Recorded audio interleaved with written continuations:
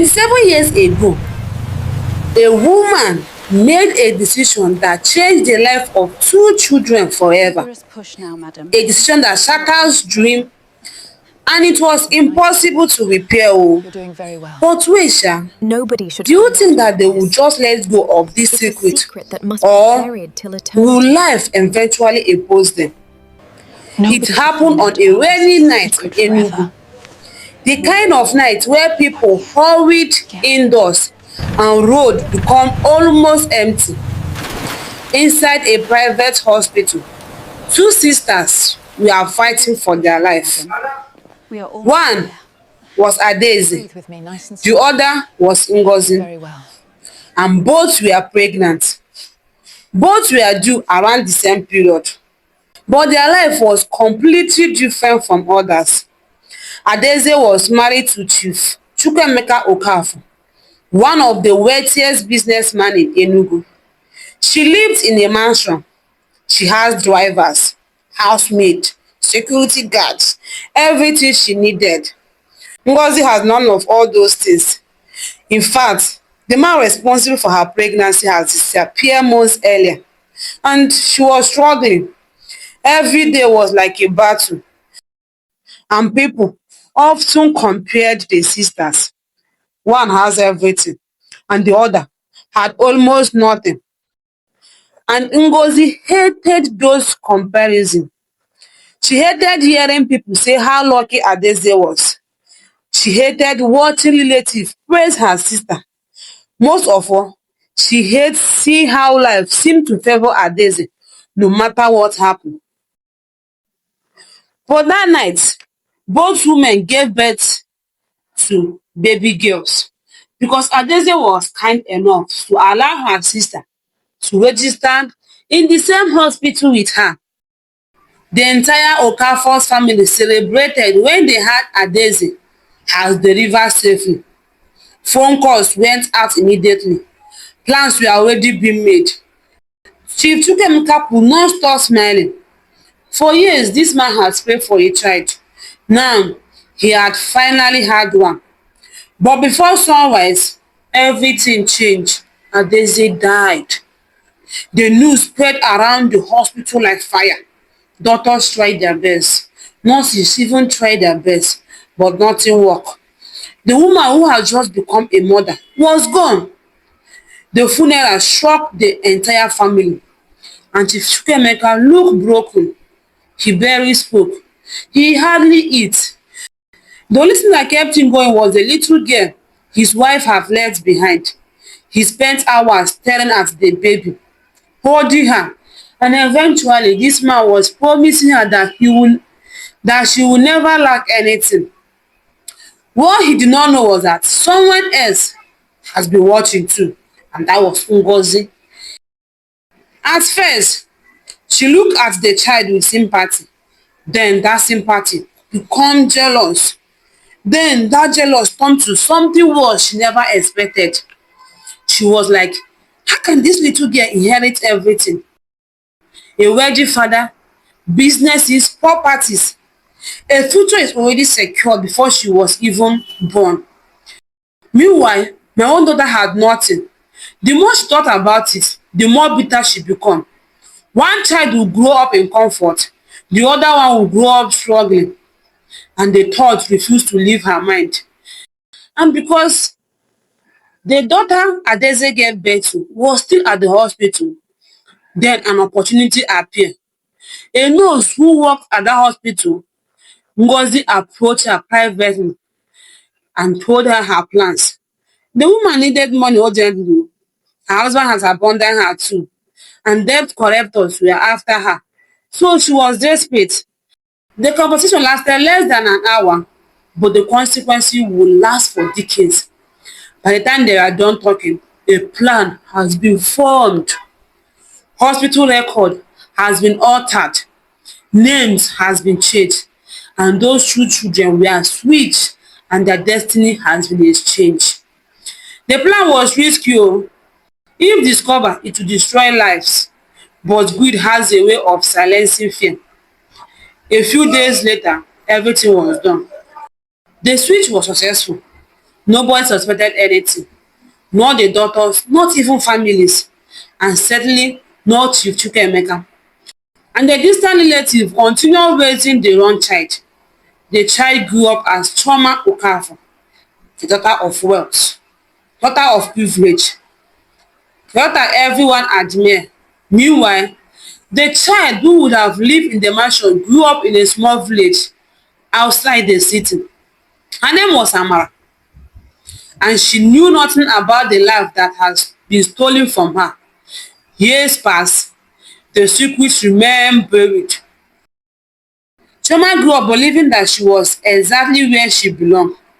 She attend the best school, celebrate birthday in expensive venue, travel around hospitals, everything comes easy. Whenever she looks around, life seems normal. What she does not know was that every comfort she enjoyed today belonged to another woman. While Chioma was living in abundance, Amara was fighting battles she never deserved. School fees were often problem, and the worst of it, Ngozi never take care of her because after all, she's not her daughter. But despite everything, this girl refused to give up. She worked harder, pushed harder, dreamed harder, and somehow every obstacle only made her stronger. The stronger she become, the more people notice something unusual. Amara look exactly like Adaeze. Amara arrived in Enugu. She arrived with only one travelling bag and a dream. She wanted a better life, and that was why she left the village. The city looked bigger than she imagined. The roads were busier. Every building was tall. Everything felt different from the village she left behind. As the bus pulled in the park, Amara smiled. She believed her life was about to change. But can she tell? In a city that she doesn't even know what else to do. After Amara rented a house in a crowded compound where everybody seems to mind their business, Amara was then looking for a job. 3 months later, nothing has changed because every morning after she wake up, she dressed neatly and she carried a file looking for a job from one office to another.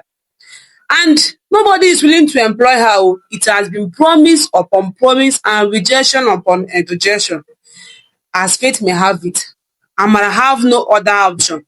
When a neighbor told her that a supermarket was looking for a sales rep, Amara have to take the job opportunity, and that was how she found herself working in that big supermarket. And that was how things changed for her oh, because the salary was not much, but at least it can sustain her for the time well-being. Amara took her job very seriously. She arrived before everyone else and she even closed late. Amara avoided trouble oh. Customers like her, sales increase, and the manager notice. And just like that, as time goes on, and just like that, Amara was promoted, and that automatically means that Amara have to go to a bigger supermarket that the company runs. And you know the funny part, Amara have to work with Mrs. Eze's only son, who is Obinna, a very handsome and well-known guy in the area. A week later, she resumed at that head office. On her second day, a black SUV pulled into the compound. Staff member immediately become excited. The owner's son has arrived, Obinna Eze. Amara paid little attention. At least she's there to mind her business. Even though that day there was an error with a customer, but Amara stepped in and the case was settled. And that makes Obinna to love her more. He loved how well humble she is and how she pay attention to little detail. And both of them started as friends though, and just like that, from friends, they moved to something bigger, something no one expected. Both of them were dating secretly oh, could you imagine? But can their love survive it? Because how can a rich man known as Obinna Eze marry a poor girl who nobody knows her background? Sha, I don't think their love will survive it too. Or will Mrs. Obinna Eze approve of this relationship? Because she cannot imagine her son getting married to a nobody. And the more time Obinna spend with Amara, the more content he become. What started as a friendship later become something deeper oh. He found himself looking for excuse to be with her always, from work to lunch, and from lunch to something nobody expected. And the truth was simple, he enjoyed being around her. Even Amara felt different. At least she thought she has found love. But let's wait and see what will happen, because this is becoming more interesting. As fate may have it, Mrs. Obinna Eze later found out about the relationship. At first, she did not think much of it, but as time goes on, this woman opposed. How can her son get married to a nobody? And for the first time, she and her son had a serious argument. You cannot marry that girl. I have told you, this girl is a nobody. Who wants to share with her? Do you know her? Do you know her family? And series of question upon question were raised. And Obinna stormed out of the room in anger. Mrs. Obinna wanted to know more about this girl, even though behind her back, Obinna has purchased a ring. He has made a decision. He was going to propose to Amara. And when Mrs. Eze learned about the ring, she wasn't happy. She knew that the relationship had moved from ordinary and the marriage was now close. Very close oh, and this woman needed a reason, a strong reason, so that the relationship would not work. So that both of them will go their separate way. She started to investigate more about Amara background. But let's wait and bring you back to what makes her to change her mind. One day, she attended a charity event at Chief Chukwuemeka's Okafor's mansion. She was halfway through the building when she stopped suddenly. A portrait hung on the wall. The woman on the portrait has died, according to information she heard. But there was much resemblance between the woman and Amara. And this woman could not remove her eyes from the portrait. Could Amara be somebody else she never expected? Or could there be a misunderstanding? And this thought refused to leave her mind. The more she stared at the photograph, the more she become confused and the more her mind is beating faster. The resemblance was impossible to ignore. The woman in that portrait looked exactly like Amara. Not similar oh, not close, exactly like your carbon copy. And Mrs. Eze left the event with one thought trouble her mind. What if Amara was not what people believed to be? Because when she went to make inquiries about Amara, the report arrived 3 weeks later. Instead of answer, it creates more question. The investigator confirmed that Amara has been raised by relative, but nobody could explain what happened to her parents. Different people gave different stories. Some claim her mother died during childbirth, and the record was incomplete. Nothing was matching. And so, but in the midst of all those things, one name appeared repeatedly, a retired nurse, Agnes. And could you imagine? That was the same nurse that swiped the identity. She has worked in the same hospital where both Adese and Ngozi delivered their babies. Mrs. Eze traveled immediately. The nurse was old though, very old. But when Mrs. Eze told her her intention, she was frightened. Everything changed and the old woman started crying. For nearly 27 years, this woman has kept a secret that she thought would have followed her to the grave. But that afternoon, after she finally confessed, the switch record, the babies, the lie, everything that she did beyond back because she was desperate for money. And that was when she found out Amara was not who they expected her to be. She was not an ordinary village girl. Mrs. Eze returned to Enugu, determined to expose everything, but the undefeated happened. 2 days later, this woman suffered stroke. The attack left her unable to speak properly, and the evidence still remained hidden. Nobody knew about it, not even Obinna. And in the midst of all this saga, Amara was nowhere to be found though, because even before Mrs. Eze traveled, she fired her and made sure Amara was nowhere around her son. And that was how Obinna lost trace of Amara, lost every contact and lost every details about her. Meanwhile, Ngozi learned that Mrs. Eze has visited the retired nurse, and that terrified her. She was afraid that someone might expose her. And before the truth could reach Obinna, she focused more on destroying the relationship. She even played a role on destroying the relationship between Obinna and Amara, even without Mrs. Eze's awareness. And then, that was how Obinna lost Amara, and Amara was gone. The relationship collapsed, and nobody knows why. Months passed. Obinna tried to move on. His mother illness have changed him. The woman who once opposed his relationship could no longer explain what she has discovered. Obinna tried to move on because family encouraged him to settle down, and just like that, that was how trauma entered inside the picture. The family approved immediately. The engagement happened faster than expected, and the wedding preparation began. Everybody celebrated. Everybody was happy. Everyone except Mrs. Eze accepted because she wanted to make peace with her man. And each time she saw that the wedding was getting ahead, the more she become restless. She tried speaking, but she cannot speak well. The wedding date was moving closer. 1 month, 3 weeks, 2 weeks. Then something unexpectedly happened. That retired nurse died, and before her death, she left behind a written confession. The document was handed to her eldest son. At first, he ignored it. The names meant nothing to him, but curiosity made him to check. He opened the envelope. Inside were details of the baby swaps, things they were done secretly, the signature and everything. The moment he read Thomas' name, because she was well known as the daughter of an influential man, he was he was dumbfounded and decided to do something. On that wedding day, the church was filled. Family members has arrived from different states, and friends has filled the front row. Photographers are around taking pictures. Outside, expensive car lined the compound, and everything was ready. Chioma was sitting in the bridal room waiting for the ceremony to begin. A few minutes later, the coordinator entered with the terrible news. Someone was demanding to see the groom's family.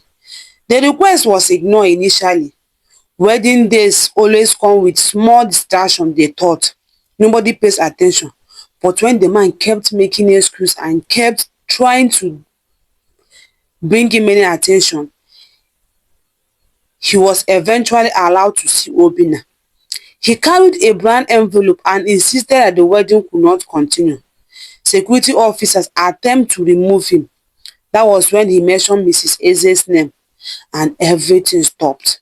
The man introduced himself as the son of the late nurse, the same nurse who has confessed before her death. Inside the envelope were documents, old hospital records, the written witness, the copies file Mrs. Eze had collected before her stroke. The envelope eventually reached Obinna. At first, he just saw it as this is nonsense. Then he saw the name Adaeze, Ngozi, Chief Chukwuemeka, Chioma, Amara. The more he read, the more confused he became. The ceremony was delayed. Family members gathered in a private room. The documents were examined. Nobody knew what to believe. The room fell silent that day. Chief Chukwuemeka looked through the record himself. Then he reached for the confession. The word hit him harder than anything he had ever experienced. The daughter he has raised for the past 27 years was not his biological daughter. His real daughter was Amara. For several minutes, nobody talked. Everywhere was silent, and the wedding had to be stopped. Guests were becoming restless. Rumors spread around the church. Inside the room, life were falling apart. Someone brought in an idea. They suggested a DNA test. Chief Chukwuemeka agreed immediately. But where is Adaeze? Unfortunately, Adaeze was informed, and she was at the wedding premises because she heard that Obinna is about to get married. So did Chioma, and so did Amara, who happened to be around. The results arrived 2 days later. There was no mistake. Amara was Adeze's daughter and Chioma was Ngozi's daughter. 27 years of lies collapsed in a single afternoon, and the news spread quickly. People began to talk. Everyone wanted to know how such a thing happened. But the hardest part was not the scandal. The hardest part was the people involved. Chukwuemeka could not stop thinking about the year he lost. His daughter has grown up without him, and she has struggled. Amara struggled with anger. But in this case, Chioma was also a victim because she was never part of this conspiracy. And then Chief Chukwuemeka have to make a good decision. Even after accepting Amara, he could not forget Chioma, the daughter he has raised for the past 27 years. He still adopts her and she become his legal daughter, and that was how Obinna eventually get married to Adeze, because Adeze was still the love of his life, and they live happily after.